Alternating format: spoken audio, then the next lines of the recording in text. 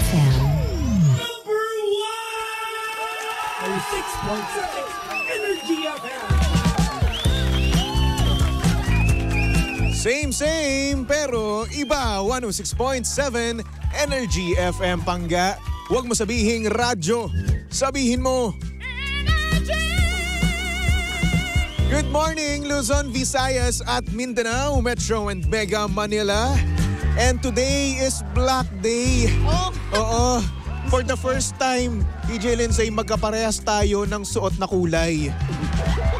Hindi first time. First time to. Hindi first time. Maniwala ka sa akin. O sige na nga.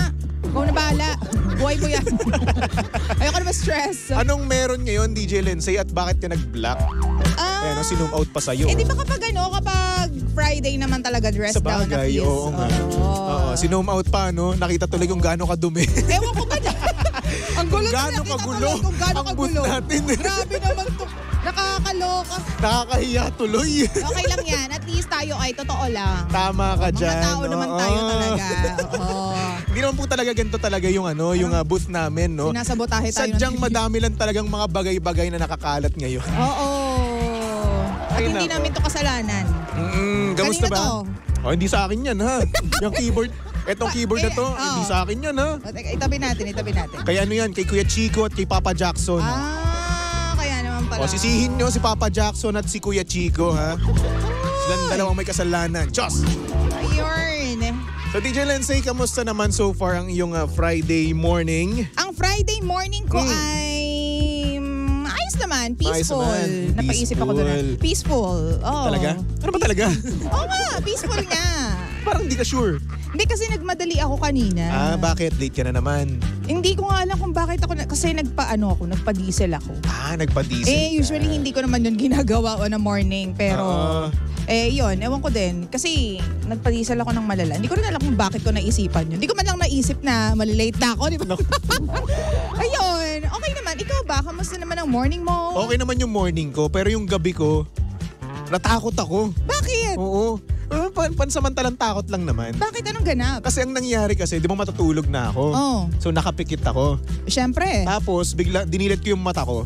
Akala ko may tao dun sa tagiliran ko. Oh. Oo, yung pala mga damit-damit ko lang. Alam mo yung mini heart attack? Pero yun yung nangyari sa akin eh. Tapos nag-spike up tuloy yung adrenaline ko. Nawala Tapos yung tibok na. yung puso ko. Ang bilis Ang nun. bilis, di ba? Oo. So syempre biglaan kasi, di ba? Oo. Natakot yun ng biglaan. Oo. So yun, di ako nakatulog agad-agad. Talaga ba?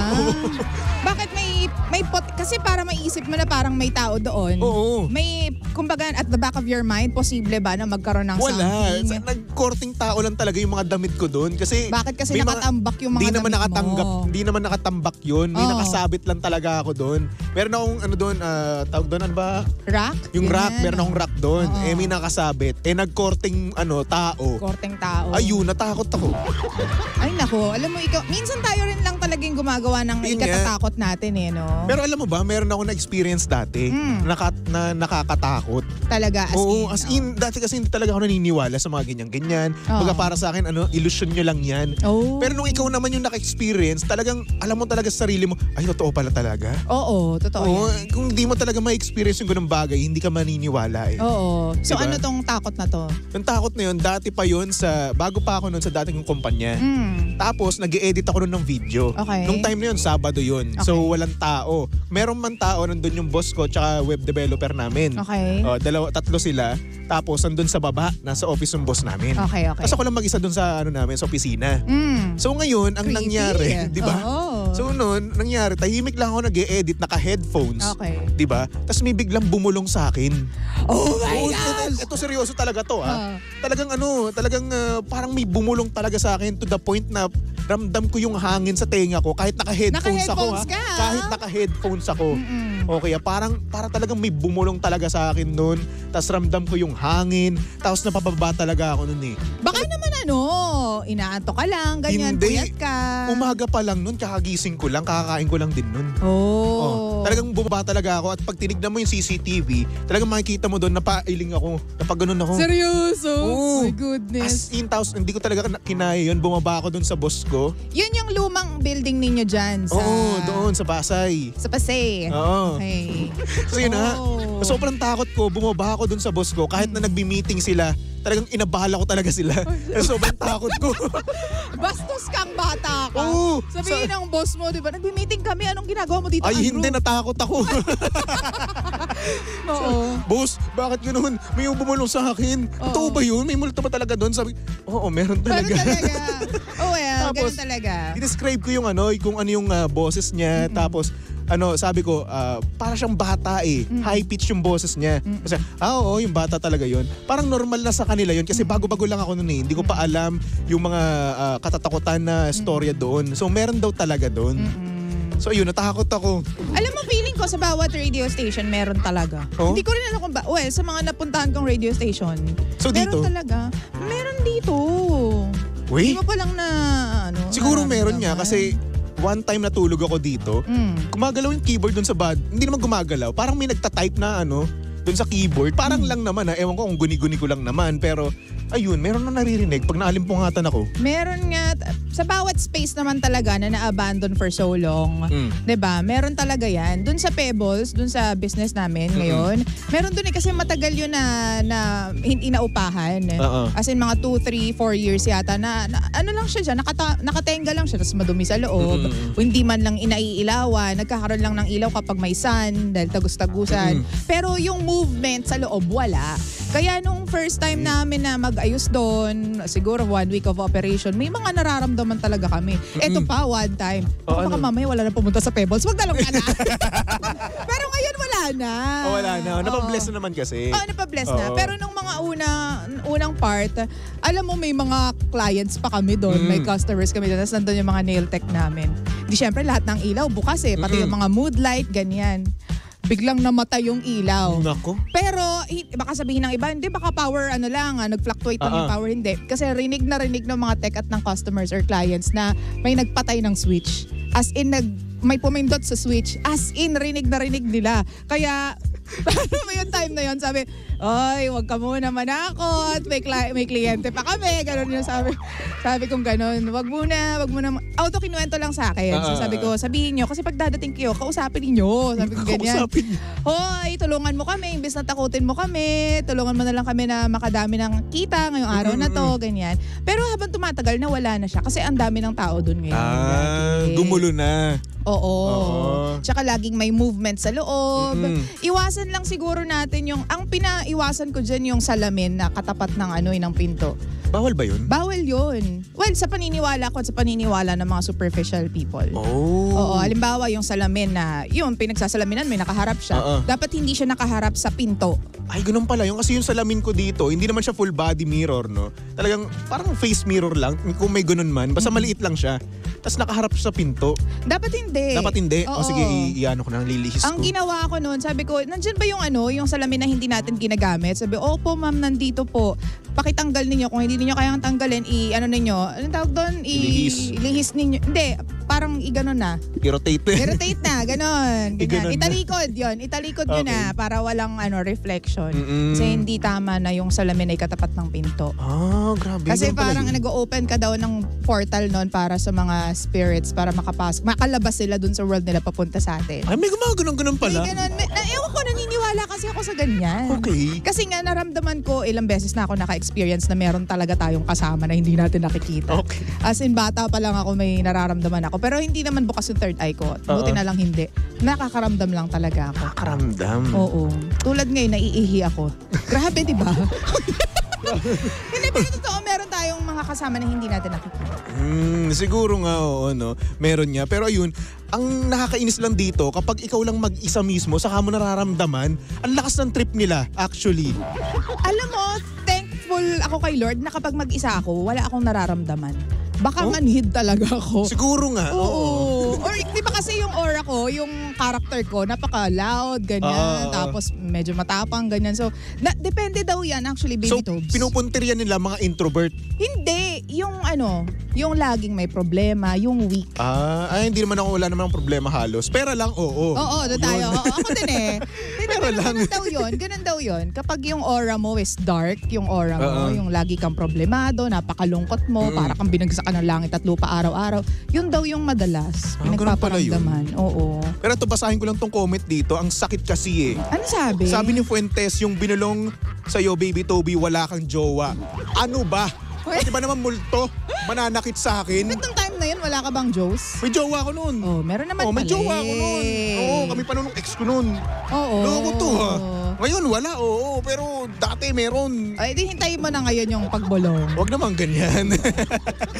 Guess ko nang wala akong jowa. Wag na mismo ibulong ng ibang tao. Ipamukha sa'yo ng multo pa, multo pa, di ba? Diba? Sabi dito ni Ami Natividad, a bit scary good Friday morning, Baby Toby, and sa nag-iisang girlfriend sa Radyo DJ Lindsay. Scary ba? Wala lang. Nagkikwentuhan lang talaga kami. Gusto ko lang ma-share yung ganong experience ko. Kasi syempre ako talaga nung una, kahit yung mga kapatid ko, mga pinsan ko, nakakakita sila. Sabi ko, wala lang yan. Kayo naman. Kasi first time mong naramdaman. First time ko yung naramdaman. Lalo na yung kanina, yung takot mo. Ay, kagabi pala. Kagabi, oo. Yun naman kasi, yung takot na yun, parang shock lang talaga sa'yo.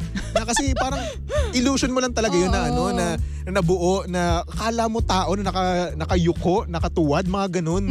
Kasi nagtumpok-tumpok lang yung, hindi naman nagtumpok-tumpok, no? May tumpok lang talaga, tas nagmukhang muka. Ganun. So yun, biglang nag-spike ng adrenaline ko, tapos hindi ako nakatulog agad-agad. Diba? Anong tawag dito? Yan, nawala tuloy. Pero kanina naman, tawang-tawa ako kasi nanaginip ako kanina. Di syempre katabi ko si Roman. Kasi ang aga ko natulog, Baby Tobes, mga 9 yata tulog na ako. Congrats! Congrats to me, diba? Kasi ang sama ng pakiramdam ko. Anyway, ang init kasi kahapon, sobra. Hindi ko naman na-feel. Hindi, nandito ka kasi, nasa PLM kami. Thank you pala sa lahat ng mga nasa PLM kahapon. Nga pala, hello po sa inyo. No? Nagpakuha ng dugo. Hindi mo naman ako sinama eh, may nakita. Oo nga, hindi ko nga alam na gusto mo palang sumama. Sana pala dalawa tayo. Ay hindi kita apiran, bahala ka. Hindi, pero may naghahanap sa'yo doon kahapon. Toby daw, Baby Toby. Alam mo na yung mga laging naghahanap sa'yo na grupo. Anyway, edi init na init ako, so maaga ako natulog. Tapos si Romel, siguro tapos na siya maglaro, bandang mga 12 o 11 yata. So, nagpat ako sa bed namin. Sabi ko, dito ka, ganyan. Tapos, niyakap ko siya, sabi ko na panaginipan kita. Sabi ko, hanggang sa ilang beses na akong kinukulit na nakatulog na lang ako. Ano napanaginipan mo? Ano napanaginipan mo? Huy, ano napanaginipan mo? Hindi ko na siya pinansin. Pero ang totoo, ang napanaginipan ko is, tawang-tawa ako kasi hanggang sa panaginip ko, hindi niya alam kung anong sasabihin niya. Ha? Yung ganon, yung parang, ano yun? Yung ganon. Kahit kasi sa personal, ganon si Romel pag kinausap mo, yung hindi agad niya nag-gets at first. Ha? Ano yun? Sa panaginip ko ganon din. Ha? Ano yun? Gumaganon-ganon sa panaginip ko. So parang, tawang-tawa ako pero natulog na lang ako. Tinulog ko na lang yung tawa ko. Okay. Parang ewan ko kasi ang cute, diba? Nasa panaginip mo. Ganun pa rin siya. Ganun. Tapos sa totoong buhay, ganun talaga siya. Well, ganun talaga. Pag siguro kilala mo na subconsciously yung yung partner mo, diba? Oo. Talagang yun ang talaga may isip mo na ganun siya eh. Diba? Nangyari na ba yun sa'yo na parang kung anong nasa panaginip mo, totoong-totoo siya ng present, ng waking hours mo. Ang weird kasi ng mga napapanaginipan ko eh. Diba? Kasi usually, Baby Tobes, kabaliktaran ng napapanaginipan. Ngayon lang ako nakapanaginip ng tugmang-tugma. Okay. Oo. Ako naman napanaginipan ko naman kagabi, may tinatakasan daw ako. May himahabol sa akin tapos tumatakbo ako, gano'n. Nakalimutan ko na lang kung ano yung mahabol sa akin. Pero kanina naalala ko yun eh. Pero ngayon nakalimutan ko na. Oy, may ibig sabihin yan. Yun nga daw, ibig sabihin daw ng gano'n. Ni-research mo na. Na-research ko na to dati. Oo. Actually, ko nga ata na gano'n sa akin nun eh. Nagsabi nun eh. Kapag daw may tinatakasan ka, gusto mo daw makamove on. Tama ba o kung ano man? Oh wait, tingnan natin mula sa libro ng Aring King King King King. Wow. Basta ganun yung nangyari. May tinatakasan ako tapos humahabol sa akin. Sino kasama mo nun? Ako lang mag-isa. Ikaw lang mag-isa yung tumatakbo? Ako lang mag-isa tumatakbo. Siyempre, mag-isa lang naman talaga ako. Wala akong partner, di ba? Okay ka na. Grabe ka. Hindi naman natin ipagsisigawan. Single si Toby, charing. Ito na nga ang sabi. Ito daw, ibig sabihin daw nito, you seem stuck in a certain spot in life. Yan, totoo ba? Siguro, at some point. Ito, para daw, meron kang attempt or parang tinatry mo na i-avoid yung duties mo and responsibilities. Ay, hindi naman. Ina-avoid ko pa ba? Sige, syempre sasabihin mo, hindi. Pero ako totoo na buhay. Uy, hindi. Hindi, oo nga naman. Totoo naman, kilala ko naman hindi, si Toby. ako nagsisipag naman ako. Religiously ka naman sumusuporta sa pamilya mo. Oo naman, ito naman, akala... Hindi nga. Yun nga yung sabi dito. Oo. Hindi totoo yan, sinungaling yan. Kaya nga. Ano bang website dyan? Teka lang. Ay nako, ito daw ay pwede daw situation ito or decision na kailangan mong gawin or even a person na kailangan mong piliin. Huy, sana may choices ka. Pipiliin ako. Hindi May ikaw choices daw ba ako? yung pipili. Ako nga yung pipili. May choices ba nga ako? Ewan ko, Kasi- ayaw mong gumawa ng choices eh. Ikaw Ano naman magkakaroon ng choices? Oh. talaga bang ako yung kinakausap mo? At dito pa on air. Gusto mo masermonan kita on Oh, sige air? nga, sermonan mo ako. Oh. Ayoko. Oh, di ba? Nako. Wala ka pala eh. Ang sabi dito, you need to stop and confront this. More so, if in the dream you cannot see who is chasing you. Kumprontahin mo daw kung meron ka daw mga desisyon na kailangan gawin. Ano bang desisyon yun? Ewan ko sa'yo. Ay, may alam ako. Parang alam ko rin yung sa... Ay! teka. Kailangan mo daw kumprontahin ng katotohanan. Alam mo, palagi ko yung isinasantabi. Yung yung isip mo, no? Kasi 50-50 ka din, no? Oo, teka. Nako Toby Oo. Teka. Para daw, it means that you are running away from something in your life. Parang oo nga, parang ganun. It could be a situation, a decision that needs to be made. Bako, Walang paktay iya. ka niya. Paktay ka dyan, Bibi Toby. Alam mo yung nakaganto na ako ng upo kasi naintriga na ako sa mga sinasabi mo. Ako, may naalala lang ako bigla. Ako rin, meron din ako naalala bigla. Diyos ko. Oh my goodness. Isang kababayan naman po natin na makakaangat sa laylayan ng lipunan. Alam mo, pag nakaangat ako, Oo. ililibre kita. Ay nako, hindi mo na ako kailangan ilibre, manghihingi ako. Oo, totoo yan. So, Ay nako. yun ang ibig sabihin. Sana nga no, if ever man na ganun, sana magkaroon ako ng lakas ng loob na harapin yung mga ganun kong desisyon, Kailangan mo no? na daw magdesisyon. Kasi ang hirap kasi. Alam mo yun yung pinakayoko, yung magdidesisyon ako ng sobra-sobrang lala. Mm. Nakakainis. Pero kailangan mong gumawa. Alam mo, Yun nga isang part yan ng buhay natin na uncomfortable talaga. But you Diba? really have to make a decision. Kasi nga, di ba, sobrang ayoko na magkwento, ayoko na magsabi. Oo, baka madulas ka pa, madamay ako dyan. Oo. Uy, batiin natin yung mga taga-EUP daw. Toda, nakatune in po sa inyo. Hello! Hello! Mga taga-Toda. UEP, baliktad ka. UEP pala, EUP. UEP pala. Ayan. Yan, hello po sa inyong lahat. At syempre, hello din kay Maritoni. Hello! Ay, ang saya lagi na nakikinig sa inyo. Oh, thank you.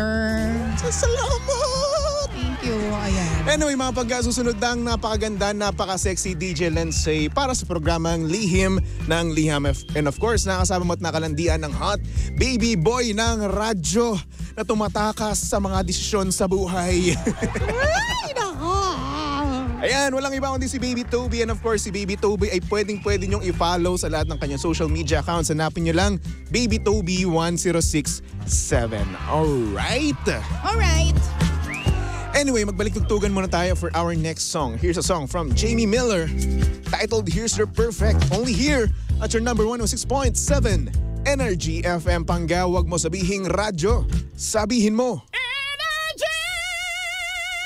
I remember the day.